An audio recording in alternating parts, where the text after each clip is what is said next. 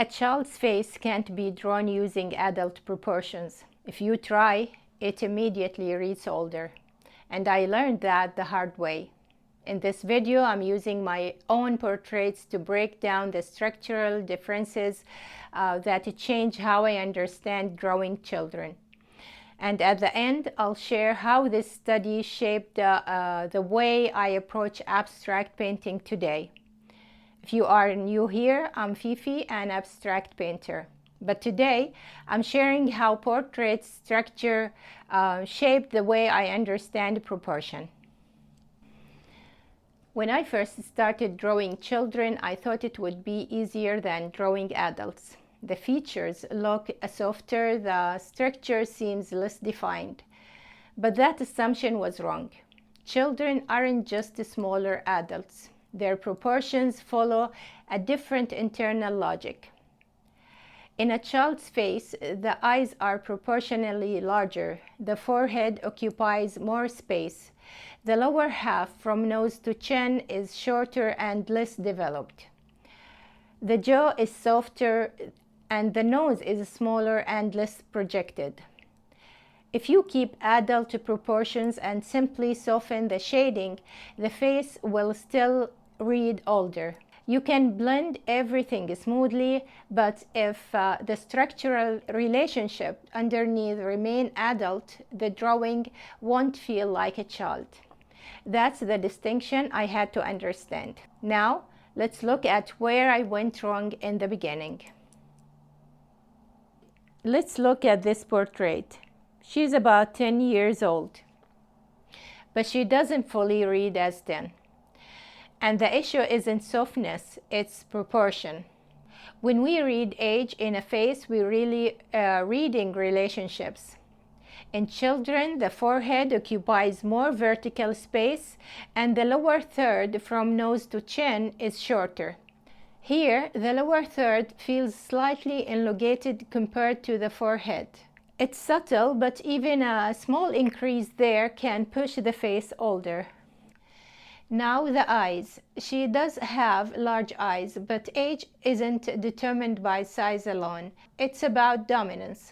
How much the upper half leads compared to the lower half. In this drawing, the structure feels balanced. The lower third isn't compressed. The jaw is clearly defined. The chin feels structured. The shadow under the lower lip is distinct, and the cheek to jaw transition is clear. So the lower half carries much strength as the upper half. And when that balance happens, the face reads older. None of these elements are extreme on their own, but together they shift the age forward. This is my next portrait of a girl around the same age as the previous one, about 9 to 11. This one is much more convincing. She clearly reads younger.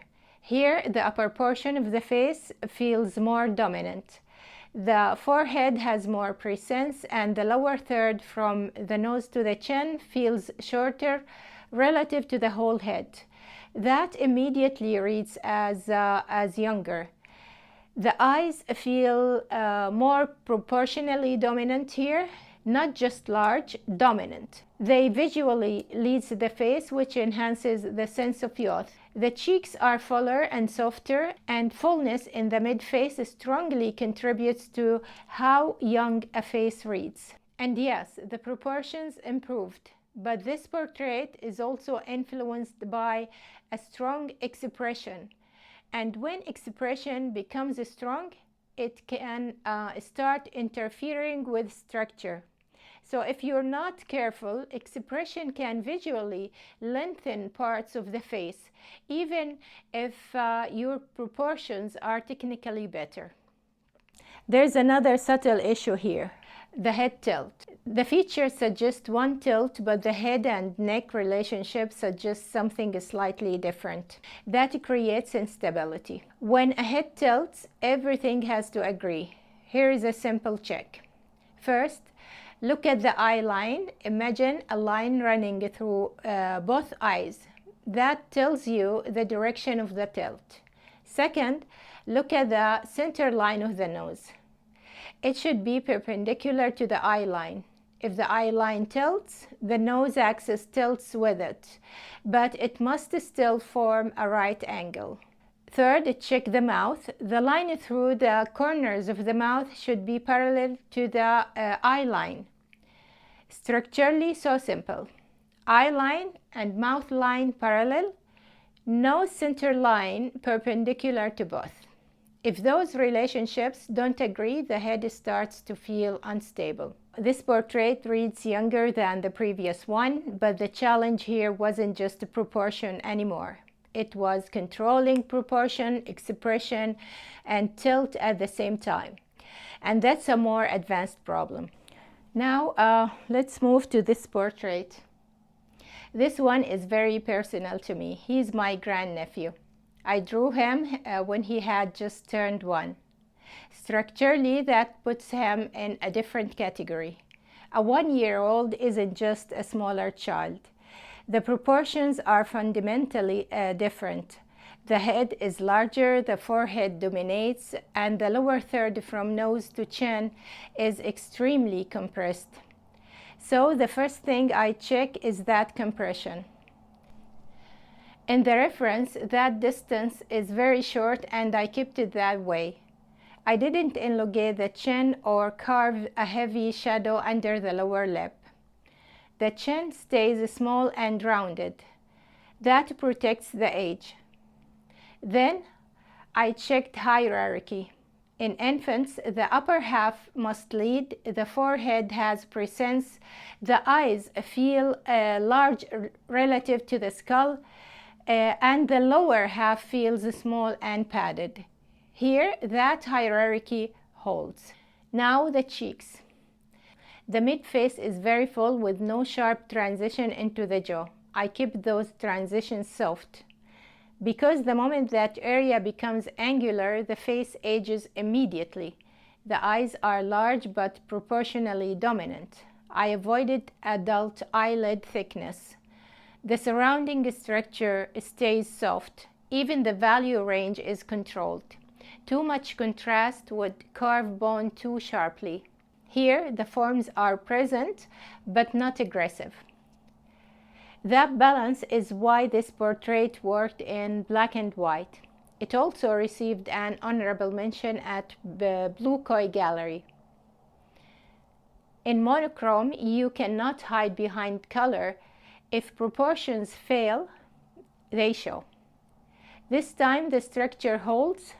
Compared to my earlier child portraits, this shows a clearer understanding of proportion. Not just softness, but structure behind softness. When I look at this portrait now, I don't just see my grandnephew. I see a shift in how I was thinking. In my earlier portraits, I was trying to make faces look soft. Here, I was starting to understand why they look soft. And that difference matters. Because softness doesn't come from blending, it comes from structure. Structure affects age, realism, and whether something feels believable. Even though I paint abstract now, the lesson never left me. I'm not drawing faces anymore, but I'm still thinking structurally. About dominance, about compression and expansion, about where the visual weight sits, about which area leads and which supports. In a child's face, the upper half has to dominate. In an abstract painting, one area has to lead. If everything has equal strength, nothing feels intentional. That awareness started with portraits, with studying proportion and noticing how small structural shift changed perception. My subject changed, but the thinking didn't. Portraits trained my eye. Abstract painting became the place where that training could expand. If you are interested in understanding structure more deeply, whether in portraits or abstract painting, subscribe and stay with me. There's more coming. See you next time.